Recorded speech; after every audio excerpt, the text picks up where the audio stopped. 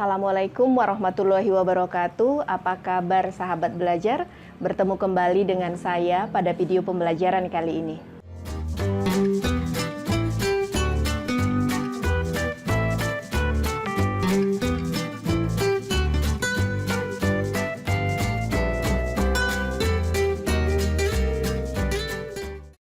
Pembelajaran kita kali ini diawali dengan hakikat ilmu kimia. Ilmu kimia adalah ilmu yang mempelajari susunan materi, sifat-sifat materi, perubahan materi, serta energi yang menyertai perubahan tersebut.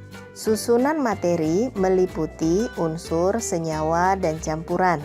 Sedangkan sifat materi maksudnya setiap zat mempunyai sifat yang spesifik. Misalnya, sifat mudah terbakar seperti gas hidrogen dan mudah berkarat seperti besi.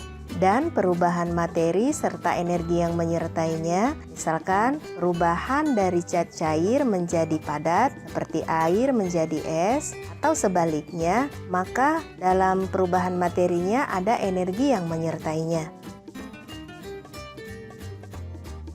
Adapun cabang ilmu kimia, yang pertama kimia anorganik, yaitu mempelajari zat kimia dalam benda mati. Misalnya, mempelajari sifat dan struktur logam dan non-logam. Kedua, kimia organik, yaitu mempelajari zat kimia dalam makhluk hidup. Contohnya, dalam proses fotosintesis ada reaksi kimia yang berlangsung. Ketiga, kimia analitik, yaitu menganalisa bahan kimia dalam suatu produk.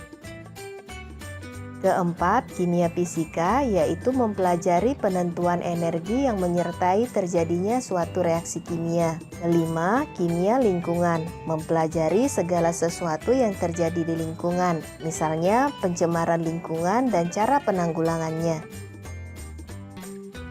Keenam, kimia inti atau radiokimia, yaitu mempelajari zat-zat radioaktif. Ketujuh, kimia pangan, yaitu cara meningkatkan mutu bahan pangan. Kedelapan, kimia farmasi, yaitu penelitian dan pengembangan obat-obatan.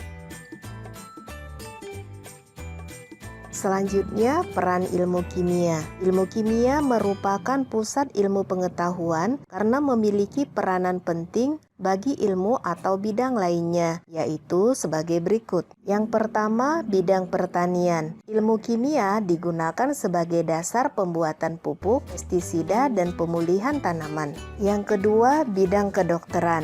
Ilmu kimia digunakan untuk mendiagnosa penyakit, pembuatan obat-obatan, kemoterapi, dan lainnya. Ketiga, bidang geologi. Ilmu kimia digunakan untuk penentuan kandungan mineral dalam batuan dan umur fosil. Keempat, bidang kesehatan dan kecantikan. Ilmu kimia digunakan untuk pembuatan sabun, sampo, kosmetik, dan lainnya. Kelima, bidang industri. Ilmu kimia digunakan untuk pembuatan plastik dan ban mobil. Keenam, bidang pertambangan. Ilmu kimia digunakan misalkan untuk pengolahan minyak bumi. Tujuh, bidang perikanan dan kelautan. Ilmu kimia digunakan untuk menganalisis kualitas air. Kedelapan, bidang forensik. Ilmu kimia digunakan untuk visum, pemeriksaan urin pada pecandu narkoba, dan sebagainya.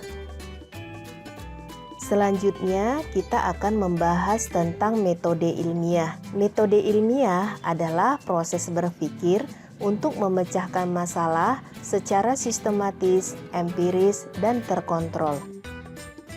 Metode ilmiah dilakukan berdasarkan langkah-langkah berikut. Pertama, merumuskan masalah. Perumusan masalah dilakukan agar fokus pada masalah tertentu saja.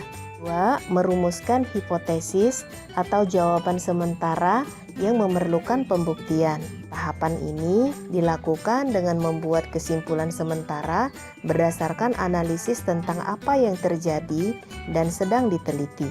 Ketiga, mengumpulkan data. Keempat, menguji hipotesis. Tahapan ini dilakukan untuk memeriksa keberhasilan penelitian dan menganalisis hasil penelitian. Dan yang kelima, merumuskan kesimpulan.